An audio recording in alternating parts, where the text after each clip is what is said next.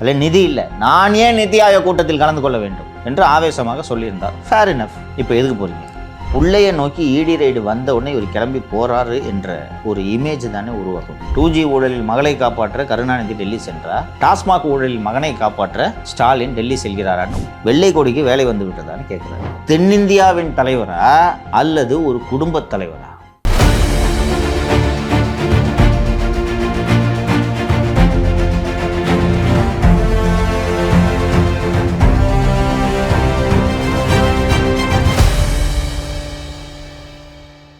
Sir, அடுத்ததாக இந்த இடி விசாரணை டாஸ்மாக் வழக்கில் எந்த கட்டத்தை எட்டு உள்ளது? அப்படி ரத்தீஷை தேடுறாங்க. ரத்தீஷ் தப்பிச்சு போனார், அதோட நிற்குது. விசாகனை போய் விசாரணைக்காக அழைத்து சென்று மீண்டும் மறுபடியும் வீட்டிலே விட்டாங்க, திரும்ப அழைச்சிட்டு போனாங்க, அதோட நிற்குது. அதுக்கப்புறம் பெருசாக எந்த ஒரு அப்டேட்டும் இல்லை, மூமெண்ட்டும் இல்லை. அந்த இடியோட அப்டேட்டை இன்னொரு செய்தியோடு சேர்த்து பேசுவது சரியாக இருக்கும் என்று நினைக்கிறேன். கடந்த 4 ஆண்டுகளாக, கடந்த 3 ஆண்டுகளாக நித்தி ஆயோக் கூட்டத்தில் பங்கேற்காத முதல்வர் மு.க. ஸ்டாலின் இந்த ஆண்டு 24ஆம் தேதி டெல்லி சென்று நித்தி ஆயோக் கூட்டத்தில் கலந்து கொள்கிறார். பார்த்தீர்களா செய்தியை? இதை நான் முன்னாடியே பேசியிருந்தேன்ல, முன்னாடி நம்ம தகவலா சொன்னோம். ஆமா, நீ கொஞ்சம் டீட்டெயிலா இல்ல, அவங்களே அறிவிச்சிட்டாங்க. முதல்ல அறிவிச்சிருந்தாங்களாங்க சார்? 2 நாள் முன்னாடி எனக்கு தகவல் வந்துச்சு. அறிவிப்பு அப்பெல்லாம் அறிவிக்கல, இப்ப அறிவிச்சிட்டாங்க. நேற்று தான் அறிவிப்பு வந்தது. நான் தகவலா சொன்னேன். 2021 கோவிட் ஆட்சிக்கு வந்த புதிது, அந்த ஆண்டு கோவிட் போகவில்லை. 22 கலைஞர் கருணாநிதியின் 4வது நினைவு தினம்னு சொல்லிட்டு போகலை. அதற்கு அடுத்த ஆண்டு மே 2023 சிங்கப்பூர் மற்றும் ஜப்பான் சுற்றுப்பயணம், இன்ப சுற்றுலான்னு ஸ்பெயின் போனார். ஸ்பெயின் இல்லை, இது போகாததுக்கு, நித்தி ஆயோக் போகாத காரணம் அந்த நேரத்தில் ஜப்பான் மற்றும் சிங்கப்பூரில் முதலீடுகளை ஈர்த்து கொண்டிருந்தார். இன்ப சுற்றுலா அல்ல, முதலீடுகளை ஈர்த்து கொண்டிருந்தால் அந்த நித்தி ஆயோக் கூட்டத்தில் போகவில்லை. 2024 ஒரு நீண்ட வீடியோ, ஒன்றிய அரசு பாஜக தமிழ்நாட்டை வஞ்சிக்கிறது, அதனால் நான் இந்த அப்படி நீ வீடியோ பாரு. வணக்கம். இந்நேரம் டெல்லியில் நடைபெறுகிற பிரதமர் தலைமையிலான நிதி ஆயோக் கூட்டத்தில் பங்கெடுத்திருக்க வேண்டிய நான், ஒன்றிய பாஜக அரசோட மாற்றாந்தாய் மனப்பான்மை கொண்ட நிதிநிலை அறிக்கையால் நீதி கேட்டு மக்கள் மன்றமான உங்கள் முன்னாடி பேச வேண்டிய கட்டாயத்துக்கு ஆளாக்கப்பட்டிருக்கேன். தமிழ்நாட்டு மக்களின் குரலா, ஏன் இந்திய நாட்டு மக்களின் குரலா ஒன்று சொல்கிறேன். மேலும் மேலும் தவறு செய்கிறீங்க, மேலும் மேலும் தோல்விகளை சந்திப்பீங்க. இந்திய நாடாளுமன்றத்தோட இரு அவைகளும் கொந்தளிக்கிற மாதிரி இந்திய மக்களோட மனங்களும் கொந்தளிப்பில் இருக்கு.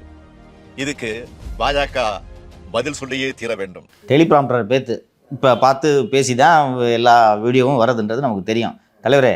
அதனால் நான் எச்சரிக்கிறேன். இப்படிலாம் ஒரு வீடியோ போட்டார் 24 வீடியோவோட சம் அண்ட் சப்ஸ்டன்ஸ் என்னென்னா, வரிசையாக இல்லாத ஒரு 7 நிமிஷம் வீடியோ ஃபுல்லாக இல்லை போட்டுறாத, வேணா ஒரு 10 செகண்ட் போடுங்க, தாங்க முடியல.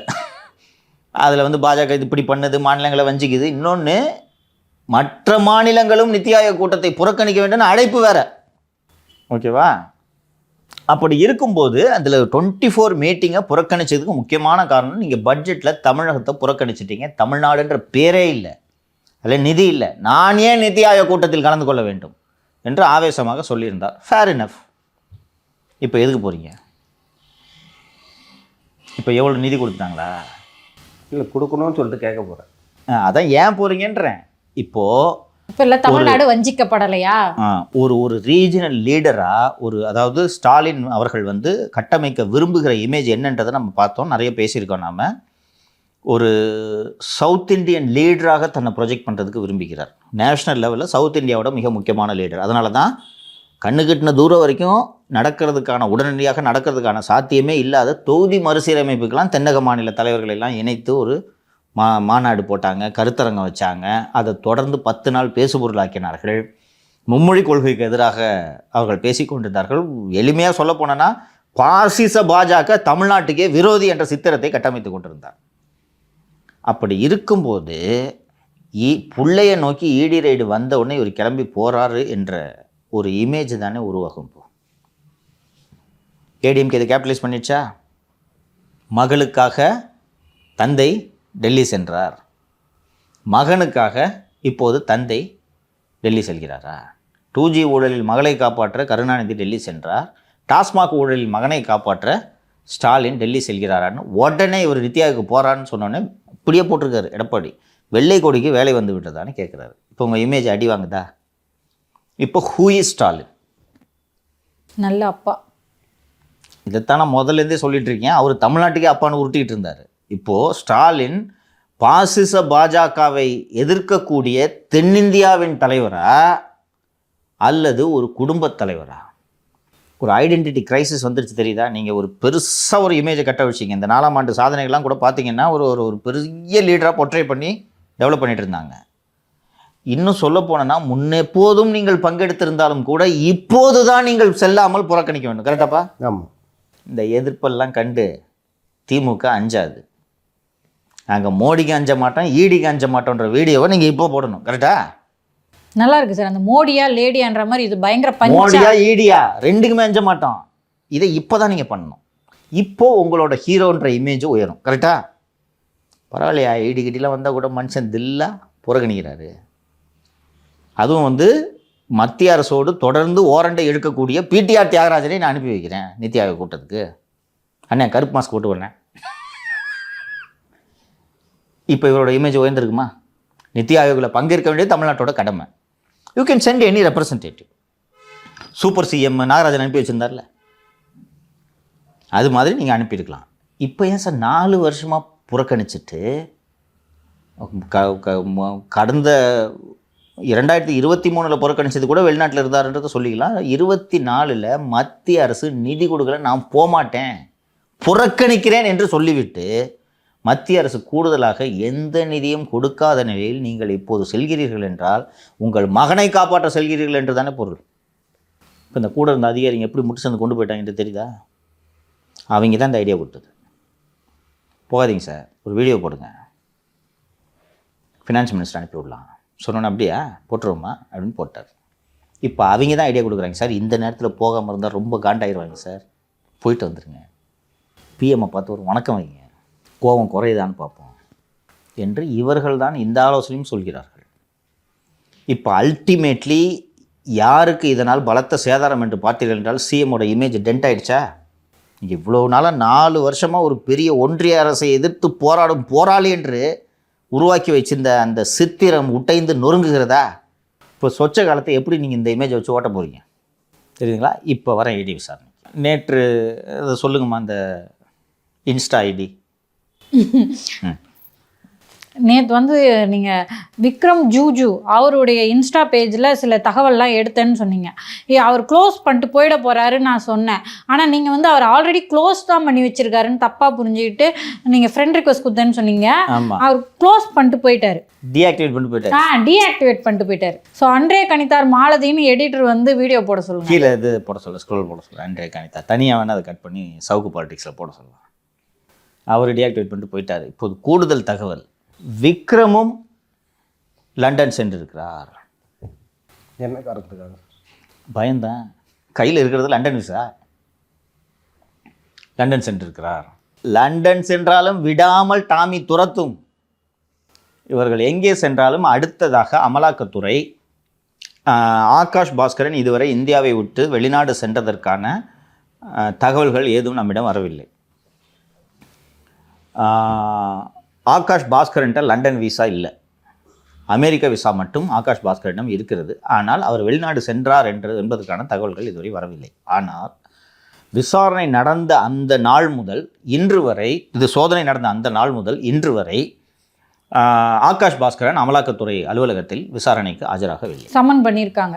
சம்மன் இம்மீடியட்டாக ஃபஸ்ட்டு வீட்டுக்கு போவாங்க. வீட்டில் நீங்கள் இல்லைன்னா வீட்டை சர்ச்செல்லாம் முடிச்சுட்டு வீட்டில் யார் பொறுப்பானவர்கள் இருக்கிறார்களோ அவர்களிடம் இந்த சம்மனை கொடுத்துருவாங்க. அப்புறம் நீங்கள் ஒரு ஃபோன் நம்பர் நீங்கள் ஒன்று யூஸ் பண்ணீங்களா, அதுக்கு வந்து சம்மனை சர்வ் பண்ணுவாங்க. தேவைப்பட்டால் வீட்டில் ஒட்டுவார்கள். இப்போது அவருக்கு நெருக்கமானவர்களிடம் சம்மன் கொடுக்கப்பட்டு விட்டது. அதன் காரணமாக இன்னும் அவர் ஆஜராகலை. ஸோ இவர்கள் எல்லாம் ப்ரொக்ளைம்டு அஃபெண்டராக டிக்ளேர் பண்ணுறதுக்கான பாசிபிலிட்டிஸ் இருக்குது. அது கொஞ்சம் லாங் ப்ராசஸ், லேட் ஆகும். ஏன் சார் நீதிமன்றத்தில் மனு தாக்கல் செஞ்சு இவங்க இத்தனை நாளாக வரலன்றதை சொல்லி court should declare you as a proclaimed offender. அதற்கெல்லாம் முன்னதாக ஃபஸ்ட்டு ஏர்போர்ட்டில் look out circular is a first thing. அதை விட முக்கியமாக புலனாய்வு ஏஜென்சிகளுக்கு ஒரு முக்கியமான அதிகாரம் இருக்கிறது. பாஸ்போர்ட்டு ஆக்டில் செக்ஷன் 10 சப்க்ளாஸ் 3 E&F படி பாஸ்போர்ட்டை கேன்சல் பண்ணும். இப்போ நீங்கள் லண்டனில் இருக்கீங்க, இந்தியா என்ஃபோர்ஸ்மெண்ட் டைரக்டரேட் ஹோம் மினிஸ்ட்ரியை அட்ரஸ் பண்ணி உங்களோட பாஸ்போர்ட்டை ரத்து செஞ்சுட்டாங்கன்னா you become a stateless person, stateless citizen ஆகிடுவீங்க. நீங்கள் அந்த மாதிரி ஸ்டேட்லெஸ் சிட்டிசன் ஆகிட்டிங்கன்னா எந்த நாட்டில் இருக்கிறீர்களோ அந்த நாடு, நீங்கள் எங்கிருந்து வந்தீர்களோ அந்த நாட்டுக்கு உங்களை திருப்பி அனுப்பிவிடுவார். இந்த ஆக்ஷனையும் எடுக்கலாமா என்று அமலாக்கத்துறை அதிகாரிகள் பரிசீலித்து வருகிறார்கள். இன்னொன்று, ஏற்கனவே குறிப்பிட்டது போல் இந்த அமலாக்கத்துறை விசாரணையானது இன்னும் நீண்டு கொண்டே செல்லும். இப்போது நாம் இந்த நிகழ்ச்சி பதிவு செய்து கொண்டிருக்கக்கூடிய இந்த நேரத்தில் கூட அமலாக்கத்துறையிலிருந்து இந்த சோதனைகள் தொடர்பான பத்திரிகை செய்தி வரவில்லை. இன்று மாலையோ நாளையோ பத்திரிகை செய்தி வெளியே வரும். இந்த பத்திரிகை செய்தியில் பல்வேறு விவரங்கள் அடங்கியிருக்கும் என்று தகவல்கள் கூறுகிறார்கள். இப்போது கடைசியாக வந்திருக்கக்கூடிய தகவல், திரு ரத்தீஷ் அவர்கள் லண்டனில் உள்ள பிரபலமான குழுமமான லிபேரா குழுமத்தை சேர்ந்த ரத்தீசன் என்பவரின் பாதுகாப்பில் தமிழ்நாடு ரத்தீஷ் அவர்கள் இருப்பதாகவும் ஒரு தகவல் வந்திருக்கிறது. இதுபோக இதோட கிளை செய்தியாக துணை முதல்வர் அவர்கள் மிகுந்த மனக்கலக்கத்தில் இருக்கிறார் என்று தகவல்கள் கூறுகின்றன. போய் செக்ரட்டரிட்டு போய் ஏதாவது மீட்டிங் அட்டன் பண்ணால் கூட உடனடியாக திரும்பி விடுகிறார். மிகவும் தனிமையில் இருக்கிறார், யாரையும் சந்திப்பதில்லை. நேற்றைய நிகழ்ச்சிகளை நீங்கள் பார்த்தீங்கன்னா வெள்ள தடுப்பு நடவடிக்கைகளின் ஒரு பகுதியாக சிஎம் போய் எல்லா இடத்துலையும் ஆய்வு பண்ண புகைப்படங்கள் வந்து இருந்துச்சு, பார்த்தீங்களா? அந்த வயதில் முதல்வர் போய் இடங்களெல்லாம் ஆய்வு பண்ணுறாரு. இந்த ஆய்வுகளை நடத்த வேண்டிய துணை முதல்வர் வீட்டை விட்டு வெளியே வரவில்லை. அப்போ போய் எங்கள் ஆய்வு பண்ணிடுறாரு. பார்த்தீங்களா நீங்கள் அந்த கவனிச்சிங்களா கான்ட்ராஸ்ட்டை? ஒரு சிஎம் போய் இந்த நல்லா ஏதோ ஒரு இந்த ஆற்றுப்படுகையில் இதெல்லாம் போய் அவர் ஆராய்ச்சி செஞ்சு கொண்டிருக்கிறார். இவர் உதயநிதி வீட்டை விட்டு வெளியே வரவில்லை, மிகவும் தனிமையில் இருக்கிறார் என்று தகவல்கள் கூறுகின்றன. சார், நம்ம வந்து பேசிகிட்டு இருந்தோம், ஈடியை பற்றி எங்கேயுமே யாருமே டிஃபென்ஸ் பண்ணலை அப்படின்ற மாதிரி விஷயங்களை பேசிகிட்டு இருந்தோம். இப்போ கொஞ்சம் மூச்சு விட்டு அப்படி வர ஆரம்பிச்சிருக்காங்க ஈடியை பற்றி பேசுகிறதுக்கு யூடியூப் சேனல்லலாம் மூத்த பத்திரிகையாளர்கள். அவங்க வந்து சொல்கிறாங்க இதெல்லாம் ஒரு காசிப், ரத்தீஷு, ஆகாஷ் இந்த பேர்லாம் நான் பார்த்ததே கிடையாது, இதெல்லாம் ஒரு காசிப் அப்படின்னு புறம் தள்ளுறாங்க. லுக் மாலதி, நீங்கள் தான் தொடக்கத்திலே குறிப்பிட்டீங்க, நம்ம பார்வையாளர்கள், சோஷியல் மீடியாவில் இருக்கக்கூடியவர்கள், நமது பார்வையாளர்கள்லாம் எளிமையாக சொல்லணுன்னா, சுருக்கமாக சொல்லணுன்னா மக்கள் மிகவும் புத்திசாலிகள். அவங்களுக்கு வந்து இந்த மாதிரி தொலைக்காட்சி அரங்கங்களில் பேச முடிவதில்லையே தவிர அதற்காக அவர்கள் முட்டாள்கள் கிடையாது. உண்மையை பேசும் வரைதான் மக்களிடம் உங்களுக்கு மரியாதை இருக்கும். நீங்கள் எந்த மூத்த பத்திரிகையாளர் குறிப்பிட்டிருக்கின்றதெல்லாம் எனக்கும் தெரியும். ஒரு இல்லை, அது இப்போ நல்லா ஸ்ப்ரெட் ஆகிட்டு இருக்கு. நான் எனக்கும் நண்பர் தான், சரிங்களா? இவர்கள் எல்லாம் ஏன் இப்படி நிலை தடுமாறி போகிறார்கள் என்பது எனக்கு உள்ளபடியே புரியவில்லை. அவங்களாம் வந்து ஒரு பீரியடில் லெஜெண்டு. நான் சொல்கிறேன், பத்திரிகை உலகின் ஜாம்பவான்கள் என்று அழைக்கப்பட்டவர்கள். நீங்கள் ஒரு கட்சியை சப்போர்ட் பண்ணலாம், நான் தவறுன்னு சொல்ல, அதில் குறைந்தபட்ச நியாயம் இருக்கணும்ல சப்போர்ட் பண்ணுறதில்ல. உண்மையை சொல்லாமல் இருக்கலாம் சார், அந்த உண்மையை திருச்சி பொய்யா சொல்லக்கூடாது. உங்களுக்கு அவர்கள் யார் என்றே தெரியாதா? இப்போ திரு உதயநிதி அவர்கள், செந்தில் பாலாஜி அவர்கள் கைது செய்யப்பட்டவுடன் அவர் ஓமந்தூரார் மருத்துவமனைக்கு அழைத்து செல்லப்பட்டார் இல்லைங்களா? அந்த மருத்துவமனைக்கு அழைத்து செல்லப்பட்ட போது நள்ளிரவில் உதயநிதி சென்று செந்தில் பாலாஜி பார்த்தார் இருக்கிறதா? மூத்த அமைச்சர்களும் நிறைய பேர். 2 வருஷம் இருக்குமா? 2 வருஷம் இருக்கும். அவர் ஜெயிலே 1.5 வருஷம் இருந்தார். 2 வருஷம் இருக்கும். அந்த செந்தில் பாலாஜி அவர் திரு உதயநிதி அவர்கள் டிஷர்ட், சிவப்பு கலர் டிஷர்ட் போட்டிருப்பார். அது ஃபுட்டேஜ் இருக்குது, போடுங்க. உதயநிதி அவர்கள் செந்தில் பாலாஜி பார்க்க போகும்போது அதில் பார்த்தீங்கன்னா 2 வருஷம் இருக்கும். அது கரெக்டாப்பா? 2 வருஷம். அந்த வீடியோவில் இந்த விக்ரம், ஜூஜுவும் ஆகாஷ் பாஸ்கர்னு இருக்காங்க. ஃபுட்டேஜ் இருக்குது. நள்ளிரவு விடிகாத்தால் 2 மணிக்கு போகிறாருன்னு வச்சுக்குவோம். விடிகாத்தால் 2 மணிக்கு அப்போ ஒரு ஸ்போர்ட்ஸ் மினிஸ்டர் என்னன்றது கூட எனக்கு தெரியல. ஏதோ சரி இளைஞரணி செயலாளர்னு வச்சுக்குவோம். இளைஞரணி செயலாளர் உதயநிதி கூட விடிகாத்தால் 2 மணிக்கு ஆகாஷ் பாஸ்கரனுக்கும் விக்ரமுக்கும் என்ன வேலை? இதைத்தானே ஒரு பத்திரிகையாளர்கள் ஆராய்ந்து பதிவிட வேண்டும். சரி, நீங்கள் மூத்த பத்திரிகையாளர், உங்களுக்கு நிறைய விவரங்கள் இருக்கும். ஒரு சின்ன பையன் சினிமா கம்பெனி ஆரம்பிக்கிறான், இந்த இண்டஸ்ட்ரியில் பெரிய பெரிய ஹீரோக்களோட கால் ஷீட், அதுவும் மற்ற நிறுவனங்களோட கால் ஷீட் எல்லாம் தூக்கி ஓரம் வச்சுட்டு இந்த சின்ன பையனுக்கு இவ்வளோ பெரிய ஹீரோக்கள் எதற்கு கால் ஷீட் கொடுக்குறாங்கன்றது உங்களுக்கு தெரியாது. உங்களுக்கு சந்தேகம் எழவில்லை? குறைந்தபட்ச சந்தேகம் எழுணுமா இல்லையாப்பா? காசிப் பேச மாட்டேன்னா நம்ம பேசுறது காசிப்பா? சினிமா துறையில் காசிப்புன்னு நிறைய இருக்குது இல்லைங்களா? அது காசிப்பு, இது செய்தி. எது காசிப்புன்றது புரிஞ்சிருக்கும் உங்களுக்குன்னு நினைக்கிறேன். அது நமக்கு தேவையில்லாத விஷயம். டாஸ்மாகில் ஊழலில் சம்பாதித்த பணத்தை நீங்கள் திரைப்பட துறையில் முதலீடு செய்திருக்கிறீர்கள் என்பது எப்படி காசிப்பாகும்? ஆகாஷ் பாஸ்கரனும் அன்பில் மகேஷும் சொந்தக்காரங்க டீட்டெயில்ஸ் பூரா வந்துருச்சு இல்லை? இது காசிப்பாது?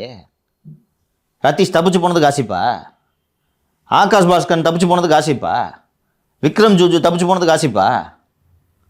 ஒரு பத்திரிகையாளர் இப்படி சொன்னான்னா மக்கள் உங்களை எப்படி பார்ப்பாங்கன்றது நீங்கள் யோசிக்க வேணாம்? இந்த இடத்துல நம்ம வந்து பிரகாஷ்லாம் பாராட்டலாம் சார். இப்போ அவர்லாம் வந்து நான் கரை ஏறிட்டேன், நீங்கள் எப்போ ஏற போகிறீங்க அப்படின்னு தான் கேட்கணும். அதெல்லாம் இருக்கட்டும். அதே நேரத்தில் ஆங்கிலத்தில் ஒரு பழமொழி உண்டு, கேள்விப்பட்டிருப்பீர்கள் என்று நினைக்கிறேன். நீ கேள்விப்பட்டிருக்கியாப்பா? சொன்னாதான் சார் தெரியும். வரையா when the ship sinks rats fleeன்னு ஒரு பழமொழி இருக்கு, கேள்விப்பட்டிருக்கீங்களா? கப்பல் மூழ்கும் போது எலிகள் பறந்து போதா? these guys are rats. நீங்கள் ஒரு 8-9 மந்திரிங்க உள்ளே போவாங்க, உதயநிதியே உள்ளே போவாருன்ட்டு பிரகாஷ் சொல்கிறாரு. 4 வருஷமாக எவ்வளோ முட்டு கொடுத்துட்டு இருந்தீங்க. So the rats are fleeing. தெரியுதா? இப்படி ஒவ்வொரு ரேட்டாக விட்டுட்டு போகுது. அது நடக்கத்தான் போகிறது. இவர்கள் தனிமையில் இருப்பார்கள். இன்றைக்கி ஊடகங்களோட நரேட்டிவை கண்ட்ரோல் பண்ண முடியல. எவ்வளோ நாள் கண்ட்ரோல் பண்ணுவீங்க? நாளைக்கு இப்போது மக்கள் இந்த செய்திக்கு ஆவலாக இருக்கிறார்கள்ன்றது தெரிஞ்சு போச்சு. ஓகேவா? இல்லை, இது நீங்கள் போடாமலும் அவாய்ட் பண்ண முடியாது. யார் போடுறாங்களோ அவங்க டிஆர்பி ஏறும். அவ்வளோதான்.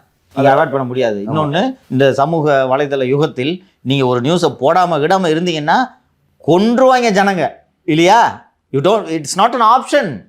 நீங்கள் கவர் பண்ணி ஆகணும். அப்படி இருக்கும்போது நீங்கள் சொன்ன அந்த பிரகாஷே இதை பேசுகிறாருன்னா வேறு வழி இல்லை. இப்போ போய் அதெல்லாம் ஒன்றும் இல்லைங்க அப்படின்ட்டு நீங்கள் சொல்லி தான் பாருங்களேன். ஸோ இதுதான் சூழல். இந்த நேரத்தில் நீங்கள் குறிப்பிட்ட அந்த பத்திரிகையாளர்கள்லாம் இப்படி பேசுறது எனக்கு உள்ளபடி மனது வருத்தமாக இருக்கிறது. பொறுமையாக இருங்க சார், வருவாங்க சார். ஒரு ஜேர்னலிஸ்ட்டு சார், எல்லாரும் நியூஸை தான் சார் பேசிக்கிட்டு இருக்காங்க. இதை காசிப் பண்ணுறீங்க.